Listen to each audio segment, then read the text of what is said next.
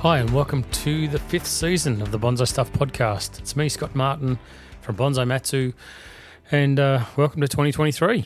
The new year has commenced. This is the first episode for the year of the podcast, and I'm super excited about it. Really looking forward to what this year brings, and I've just got through our summer holiday period here in Australia, based in Melbourne, Victoria, Australia.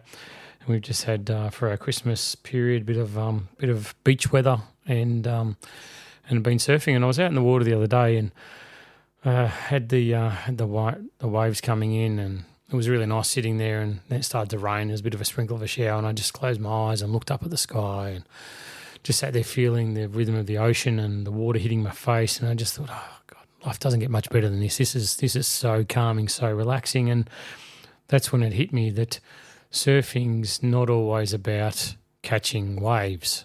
And I straight away thought that's exactly what bonsai is about. Bonsai is not always about having a tree that's going to win best in show. It's what you do along the path. It's the journey that we take as bonsai enthusiasts together that I think is the really truly important part of the fundamental core of what bonsai is. It's that excitement you get when you buy some new stock. It's when you start to put wire on something, or you start pruning off branches, or it goes into a new pot. And it's all those little steps that we take along the way, the baby steps that build us up to the end result.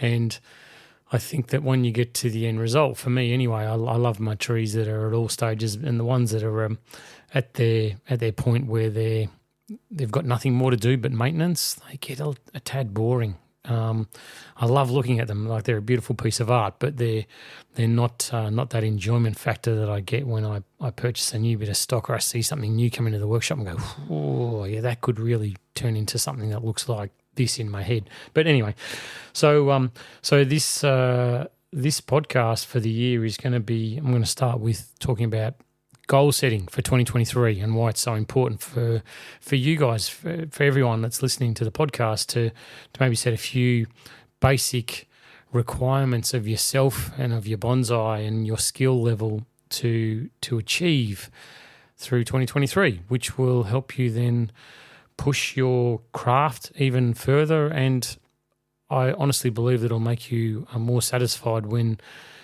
we sit back here next year and you do the review on what you did and what you achieved in 2023, and you see how far you've actually come. So that's primarily the first thing we're going to do. I'm going to wrap up on the design fundamentals from the end of last year, from the end of 2022, and we'll see how far we get with that. But thanks for coming back. Thanks for sticking around, and bring on 2023. I can't wait.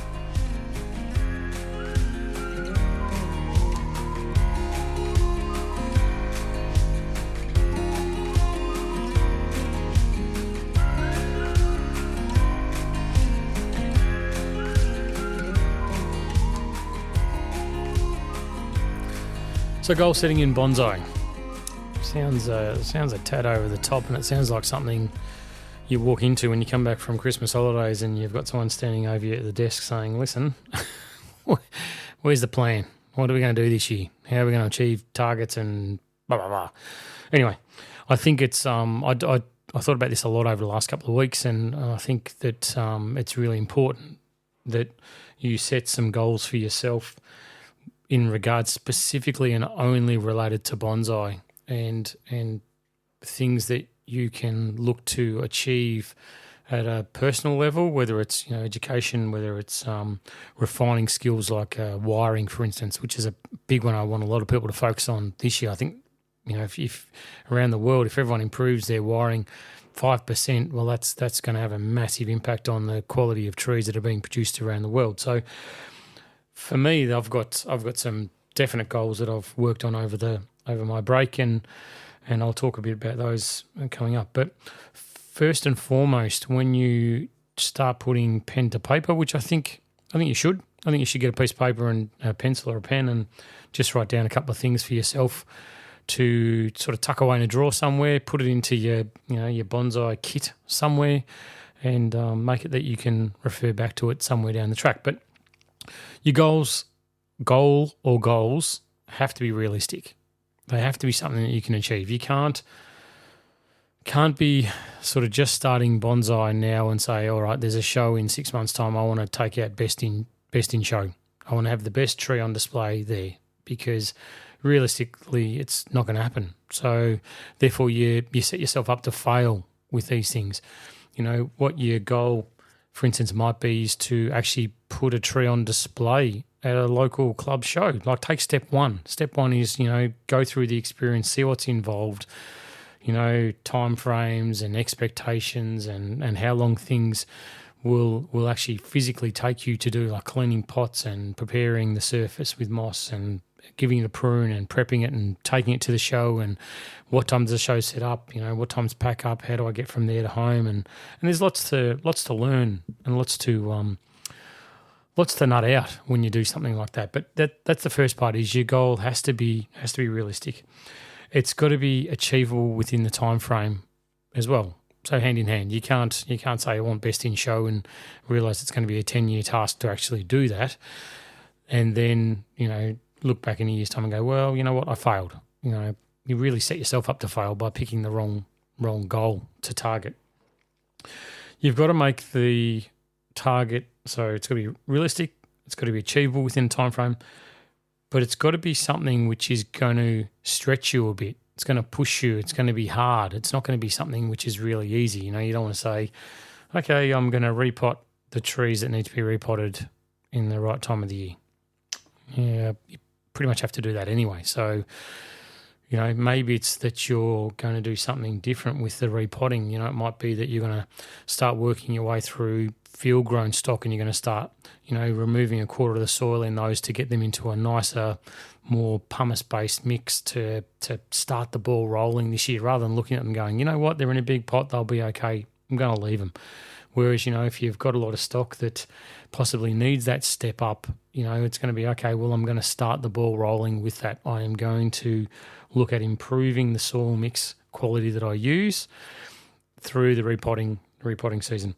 Make sure that you have a reflection time with it too, and maybe a self-analysis and look where you can improve. And I think that this is the tough one, that mirror view that we have, where you sort of eyeball yourself in a mirror and say, what aren't you possibly as good at what you should be? Where should you step up a little bit more? Where should you focus your efforts, rather than just grinding away going, yeah, no, I'm cool, I've got everything, I'm good at all things related to bonsai, no worries, I've got them all down pat. It's like, okay, well, is it branch bending? Is it branch positioning? Is maybe it's in the repotting process. Could you improve the process of how you repot your trees? Is it fertilising? Yeah, I fertilise once a month, no worries, yeah, cool. Really, it's probably once every 2 months, but, I tell everyone it's 1 month. Well, that's something which you've got to have a look at yourself and say, if you did it more frequently, or to a more strict adherence to your own timeframes, then would the results that you're achieving with your bonsai be better than what they were in the previous year?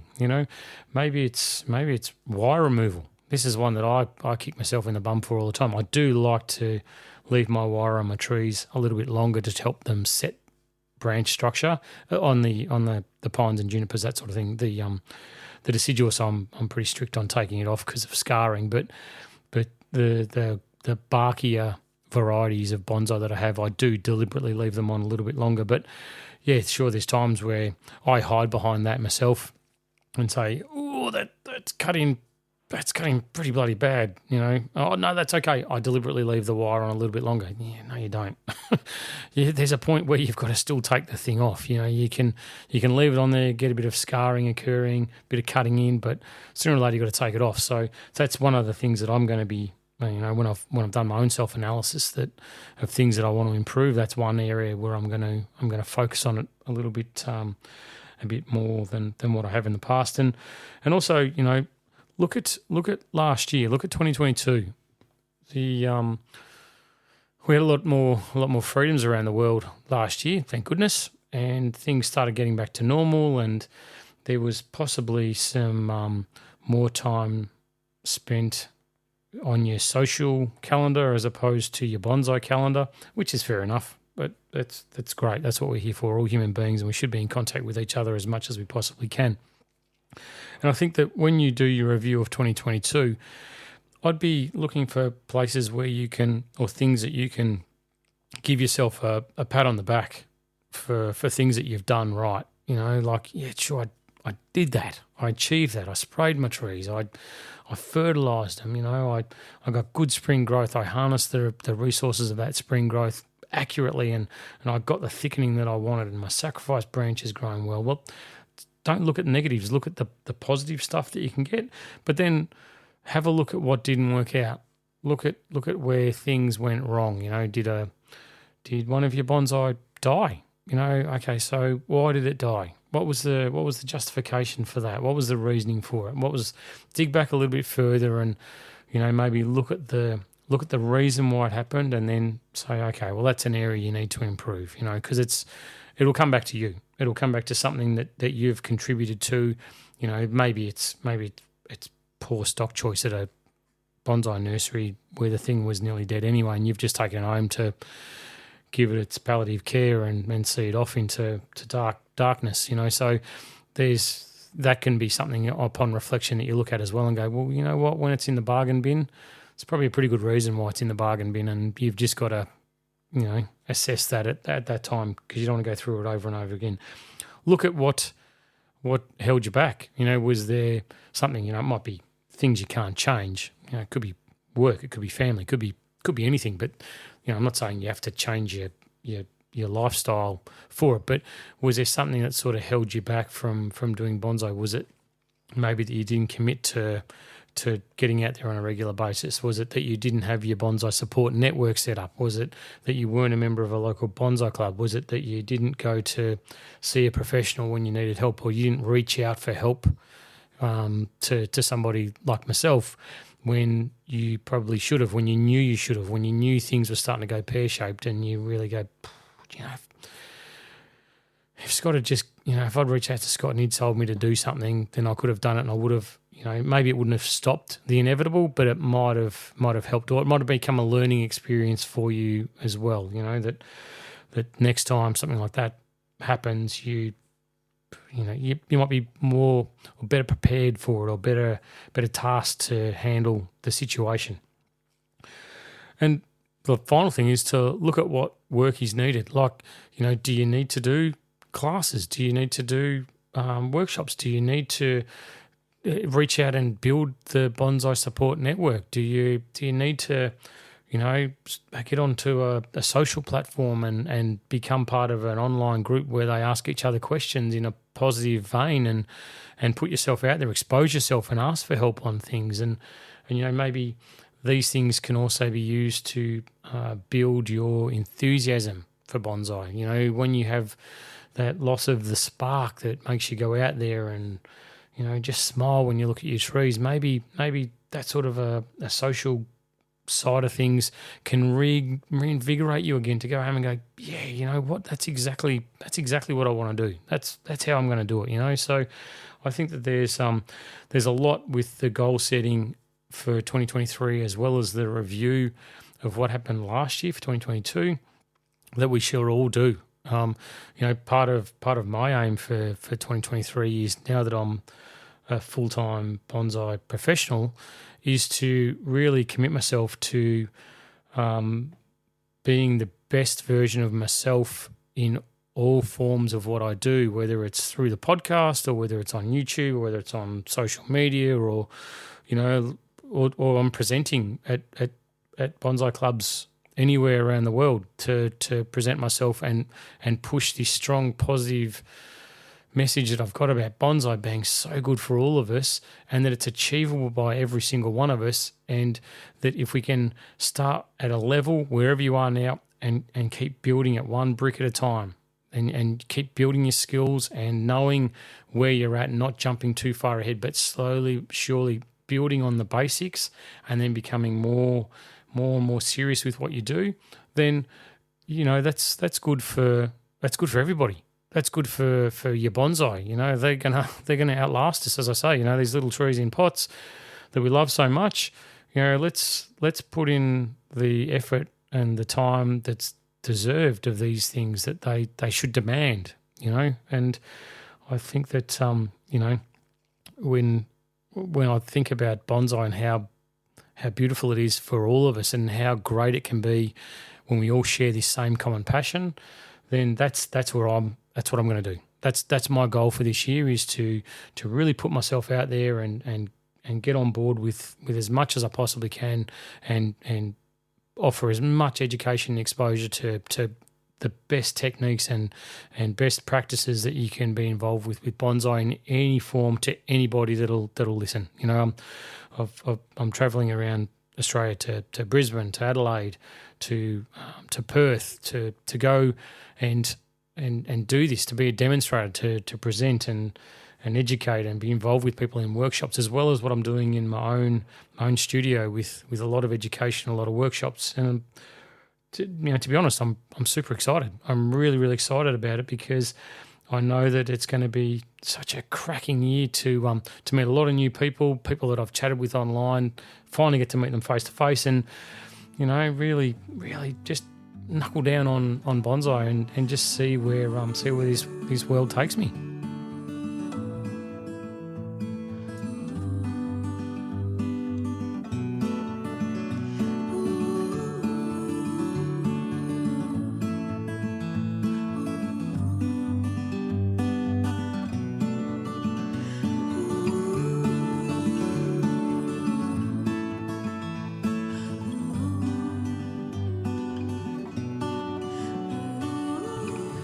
So now we move on to the final segment of the design fundamentals, which started a while back now with different podcasts, but and I think they've been important. I've enjoyed discussing them and thinking about how these concepts apply to what I do or what I appreciate or what I enjoy about designing bonsai. A lot of stuff that I talk about is horticultural stuff with bonsai, and I don't really get into the nitty-gritty of the design because it is very personal, but I think that the design can still be personal, but the concepts or the fundamentals of the design itself remain relative to all of us and to every bonsai that you look at. So they are related, and you'll find that it might not seem like it is, but if you break them down and look at your trees as well, and look at the trees that you love at shows or in books or magazines or on the internet, then you'll find that they definitely apply as well. So the first one I'm going to start with is emphasis. And when I was thinking about emphasis, it popped into my mind about the concept of negative space. So negative space is that area in the design where there's nothing, all right? So as you look up, and a primary example, which I've used before, is, you think about a pine tree. You come up from a beautiful nabari, beautiful crackly bark, big thick trunk. The first branch comes out, poking out to the right-hand side of the tree, big, strong, beautiful pad, and so the movement of the tree is towards that right-hand side of the design. Then above that pad is nothing. Right, so that negative space, that area, and then above it a little bit, maybe another few centimetres up higher, you'll find that there's another branch. And so that negative space that's above the primary branch emphasises that as a key branch. It draws you in as a viewer. So having nothing there, so nothing in the design, making sure deliberately that you've cut any branches that are sitting in that area, or having a branch sort of that's growing to the side, maybe pushed around the back of the tree a little bit more to sort of give you that draw-in as a viewer, to emphasise exactly what it is perfect. It's lovely, because straight away, as I always think about my trees, thinking, okay, so someone new is looking at this tree.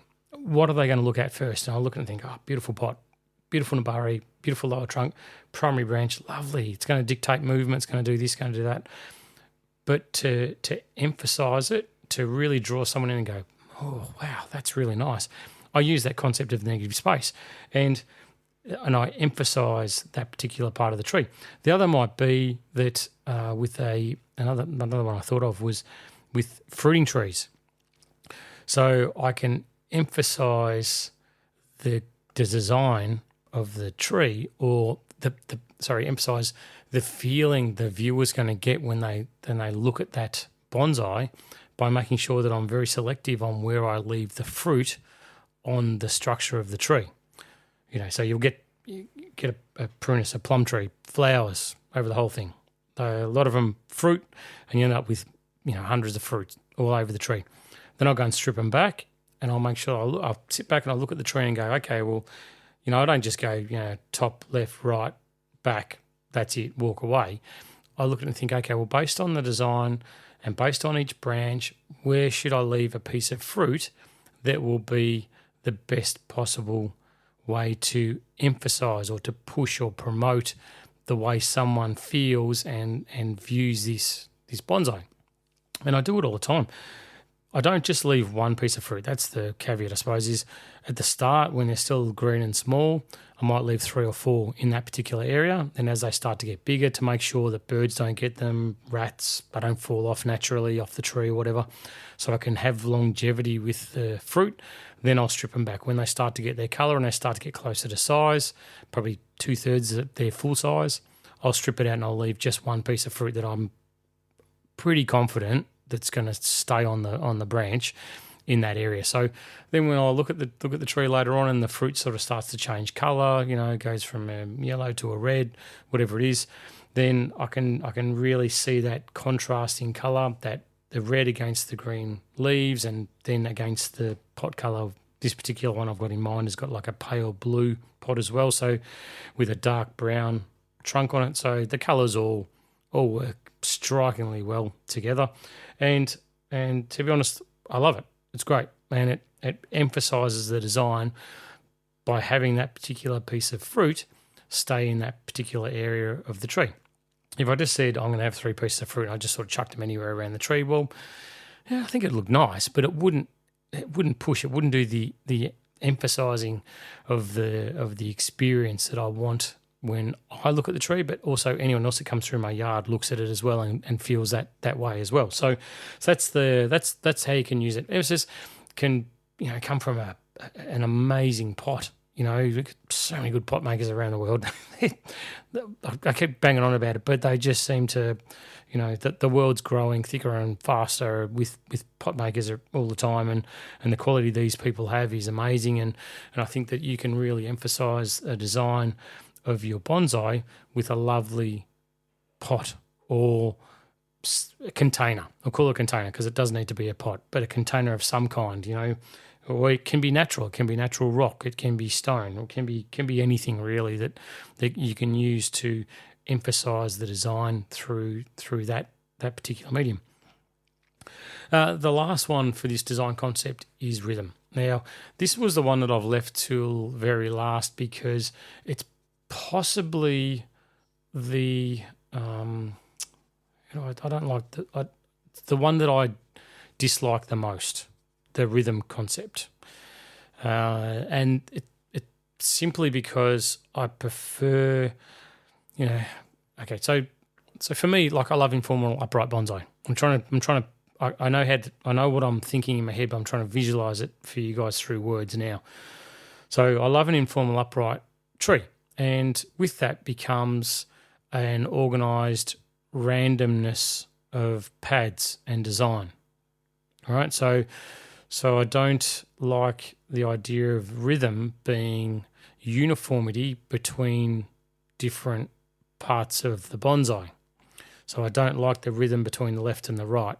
I think there should be movement, which we've talked about before. So one side should elongate, one side should compress.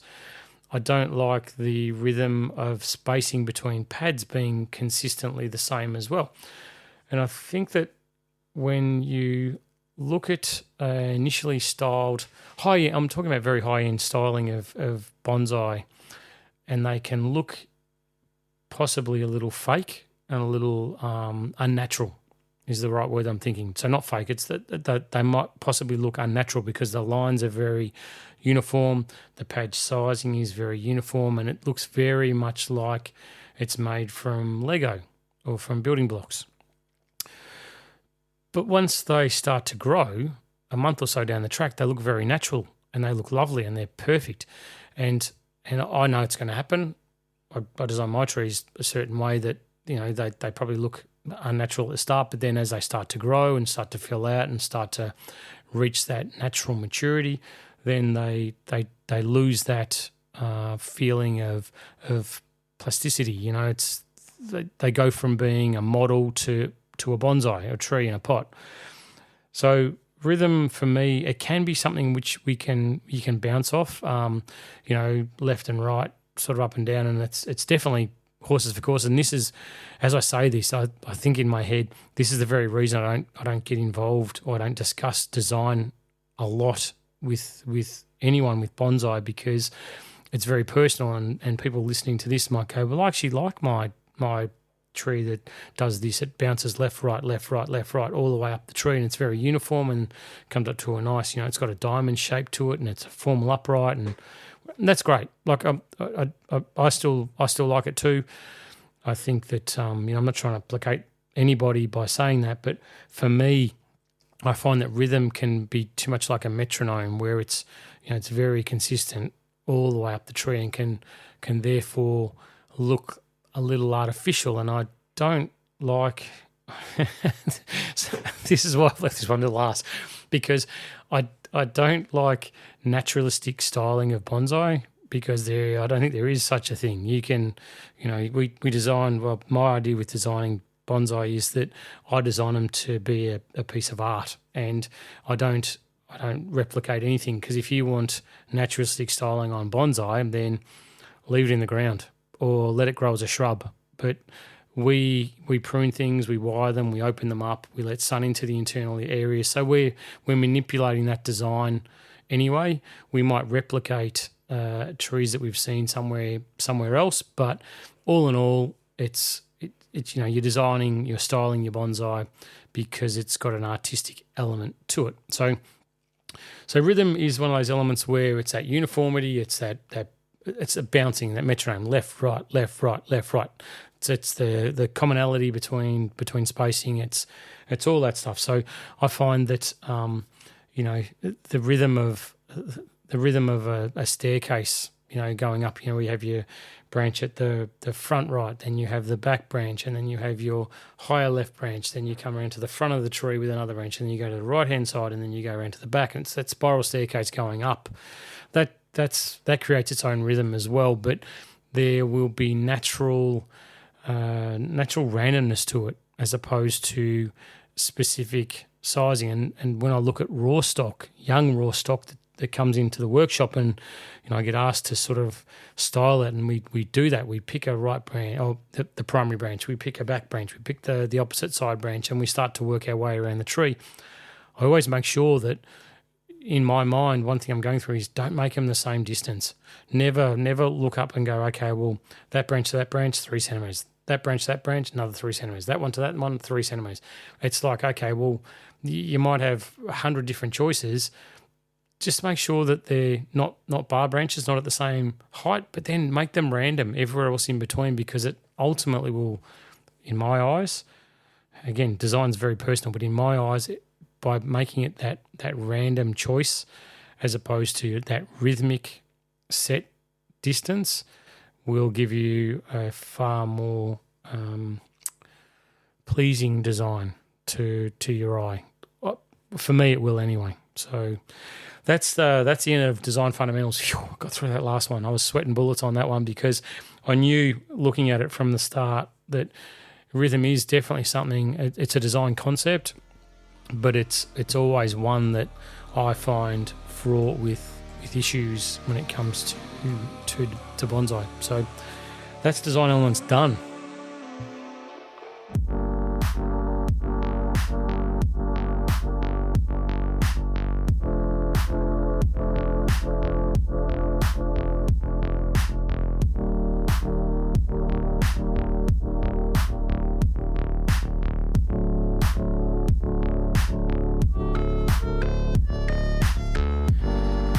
Okay, so I'll get into the Japan trip again in the next episode of the podcast. So for this one, I just wanted to get into goal setting and make it short and sweet, and make it that something that we can sort of start with a bang. The frequency, my aim is definitely to increase the frequency of the podcasts, because they seem very well received, and like I said, I honestly hope that they provide a spark for everybody that allows you to enjoy your bonsai in one shape or another. So I want to keep that fire stoked, and I'll keep putting out these podcasts on a regular basis. The other thing that I wanted to just wrap up this episode with is you've got to find your. I thought about this again over my break. Is, you know, some of my friends in the bonsai world, they're very fortunate to live in areas where they can hike and get to see some amazing trees in the wild, like just incredible, just absolutely incredible. And it got me thinking about, you know, where do we, as in you and me, where do we find our link to trees? Because we've all got a love for trees. That's the one thing we've all got in common. We have to have it. We fascinate and fuss and spend a lot of time with and hard-earned money on these little trees in pots, because we love trees. That's the core fundamental of what we do. And for me, it got me thinking, you know, where do I don't live in a mountainous area. I can't jump in the car and go and hike up to the top of a mountain within a short period of time. For me, it takes great effort to do that sort of stuff. I do love it. I really, truly enjoy it.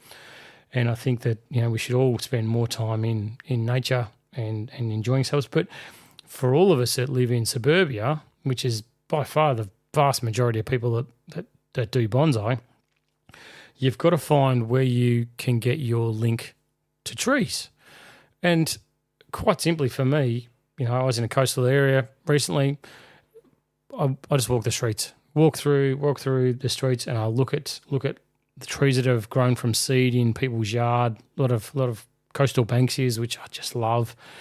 A lot of coastal tea trees. There's lots of beautiful trees that have been self-seeded and have grown in a pure wild format. They have, yeah, sure, they've been pruned, they've been maintained, they've been cut back, but then there's some areas of national park around that area where they haven't been, and you look at them and I just get blown away. And it got me thinking, you don't need to strap on a backpack and hiking boots to enjoy trees. You can do it by walking to your local park.